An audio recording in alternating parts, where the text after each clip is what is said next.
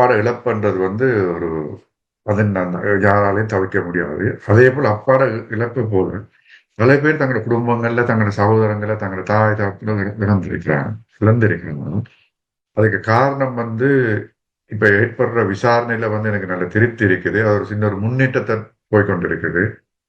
இந்த கடந்த காலங்கள்ல அரசாங்கம் மாறி இருந்தாலும், இந்த அரசாங்கத்துடைய மாற்றத்துக்கு பிறகு இந்த விசாரணைகள் சூடுபிடிக்க தொடங்கியிருக்கிறது.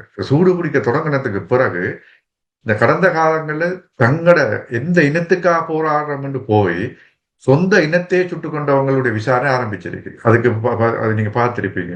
அதுக்கு பெருமைப்படுறேன் நான். ஏன்னா இன்றைக்கு அம்பாறை மாவட்டத்துல கடத்தி காணாம போன விஷயங்கள், கொலை செய்யப்பட்ட விஷயங்கள் சார்பாக இனிய பாரதி கைது செய்யப்பட்டிருக்கிறது. இனிய பாரதி கைது செய்யப்பட்டு மட்டுமல்ல, அவரோட இருந்த அறுவடிகளும் கைது செய்யப்பட வேண்டும்.